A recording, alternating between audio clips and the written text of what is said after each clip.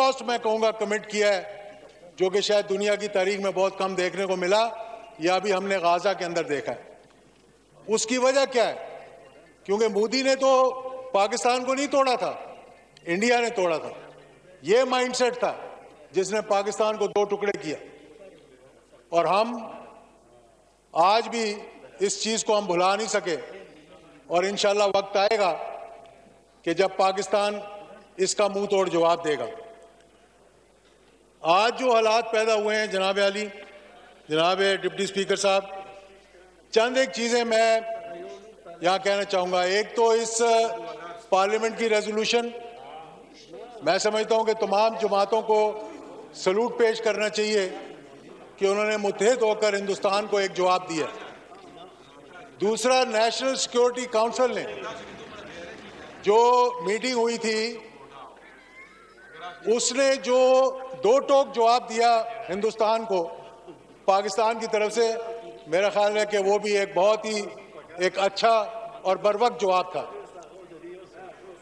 यहां मेरे भाई उमर अयूब साहब ने कहा कि वजीर आजम ने ये क्यों कहा कि इंडिपेंडेंट इंक्वायरी करवा लें। मैं समझता हूं कि हिंदुस्तान को हम घुटनों पे ले आइए कहकर, मैं इस बात पे नहीं कहना चाहता कि ये कहना कि आप इंडिपेंडेंट इंक्वायरी करवाएं, इसका मतलब है कि पाकिस्तान तैयार है। क्योंकि ये भी एक फॉल्स फ्लैग जो ऑपरेशन इन्होंने किया है, माजी के अंदर बहुत से ऐसे ऑपरेशन होते रहे, लेकिन हमारी कई जगह पर हमारी खामोशी ने, खास तौर पर जब आर्टिकल 370 और 35A उन्होंने इन्वोक किया और कश्मीर को सबजुगेट करने की कोशिश की, मेरे ख्याल में उस वक्त टाइम था कि पाकिस्तान इसी तरह खड़ा होता हिंदुस्तान के मुकाबले में जिस तरह आज हम उनको जवाब दे रहे हैं। वो हमारी खामोशी, हमारी कमजोरी समझी गई, और उससे हिंदुस्तान ने फायदा उठाकर कश्मीर के अंदर, जहां वो 1 लाख लोगों को शहीद कर चुके हैं, जहां छोटे छोटे बच्चों को उन्होंने नेज़ों के ऊपर उनकी जानें ले ली हैं, जहां ख्वातीन के सरों से दुपट्टे उतार दिए, जहां पर उन्होंने केमिकल पैलेट्स इस्तेमाल किए माजी के अंदर, वो मोदी की हुकूमत थी। तो हम अपना नैरेटिव जो है, हम अपनी बात जो है, हमारी कमजोरी ये है कि हम अपनी बात को इंटरनेशनल फोरम्स पे उस तरह उजागर नहीं कर सके जिस तरह के हिंदुस्तान ने और दीगर ममालिक को करते हैं।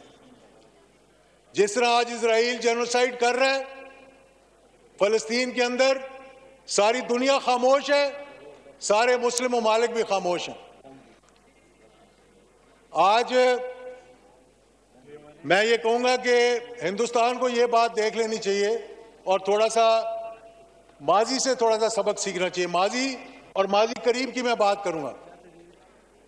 मैं यहां नाम नहीं लेना चाहता था, लेकिन सिर्फ बताने के लिए कि हमारे ब्रादर मुल्क ईरान ने एक मिसाइल मारा था, तो उसके जवाब में हमने 9 मिसाइल मारे थे।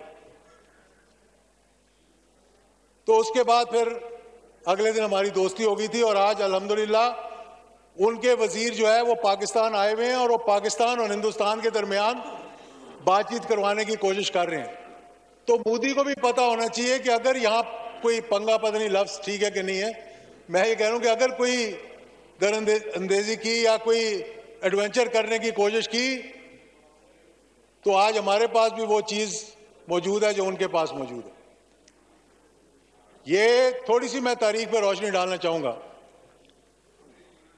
कि 1986 में अगर हमें याद हो तो इजराइल के साथ मिलकर हिंदुस्तान ने कोशिश की थी कि वो कहूटा पे अटैक करे,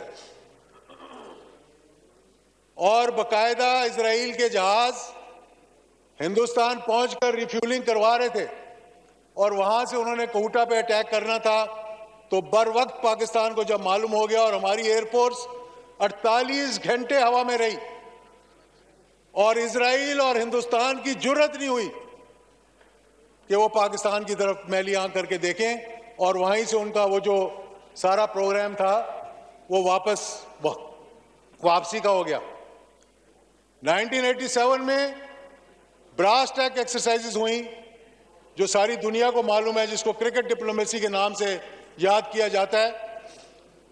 कि हिंदुस्तान ने अपनी 1 लाख फौज हमारे बॉर्डर्स पे लाकर खड़ी कर दी थी, तो जनरल ज़िया-उल-हक शहीद ने हिंदुस्तान का दौरा किया, क्रिकेट डिप्लोमेसी जिसको कहते हैं, कि क्रिकेट देखने के लिए गए वहां पर, और वापसी में उन्होंने बावर करवाया। राजीव गांधी थे उस वक्त, वही माइंडसेट था, क्योंकि वो भी चाह रहे थे कि पाकिस्तान पर हमला करें। तो वो पहली मर्तबा था कि पाकिस्तान ने इस बात का इजहार किया, क्योंकि 1984 में अल्हम्दुलिल्लाह चागी के टनल तैयार हो चुके थे, पाकिस्तान कोर्ट टेस्ट कर चुका था, डॉक्टर कदीर ये बात वाजे कर चुके थे और अब लिख के भी छोड़ गए वो इस बात को।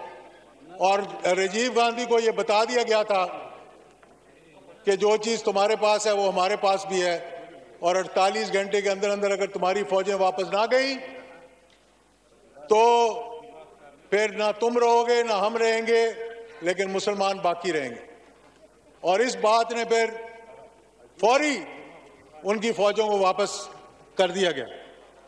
2001 में दोबारा ये हुआ, जनरल मुशर्रफ का जमाना था वो, पार्लियामेंट के भी इलेक्शंस नहीं हुए थे।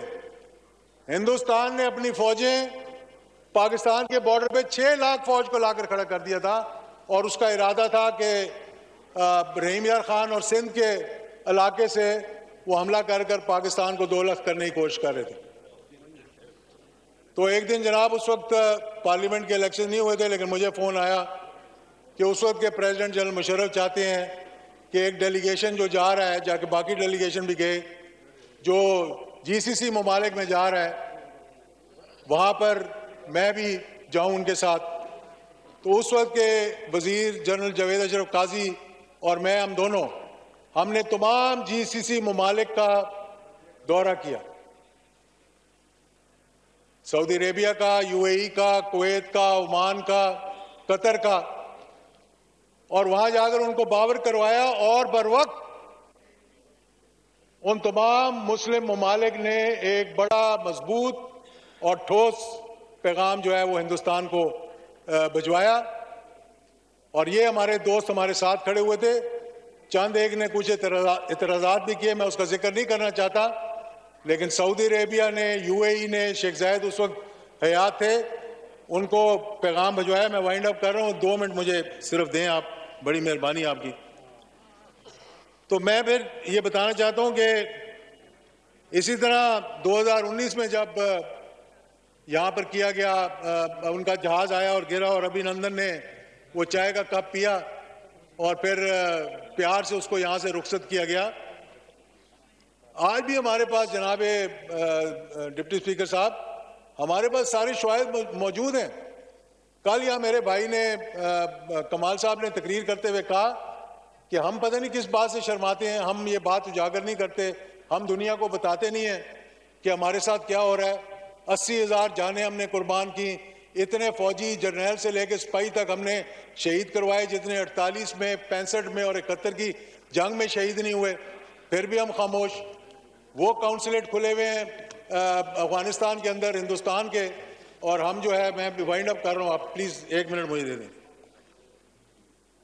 तो हम उस पर खामोश हैं। फिर ये बात मैं बावर करवाना चाहता हूँ, और सबको ये मालूम है कि हिंदुस्तान ने पाकिस्तान के अंदर टारगेट किलिंग्स करवाई, यहां पर लोगों को भेजकर टारगेट किलिंग्स करवाई। और ये बहुत पुरानी बात नहीं है, ये हाल ही की बात बता रहा हूं आपको। बालाकोट में, एबटाबाद में, सियालकोट में, लाहौर में उन्होंने टारगेट किलिंग करवाई, और ये हुकूमत भी मानती है कि 6 लोगों को उन्होंने शहीद किया, यहां पर पाकिस्तानी थे, किसी ना किसी बहाने से हम उस पर भी खामोश रहे। उसके सारे सबूत हमारे पास मौजूद हैं कि हिंदुस्तान ने टारगेट किलिंग करवाई, और हम उस बात को नहीं उठा सके।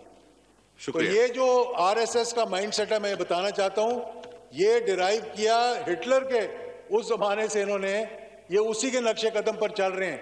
उसने हॉलोकॉस्ट करवाया था, इजराइल और हिंदुस्तान मिलकर जेनोसाइड करवा रहे हैं, एट्रोसिटीज कमिट कर रहे हैं, स्टेट टेररिज्म करवा रहे हैं।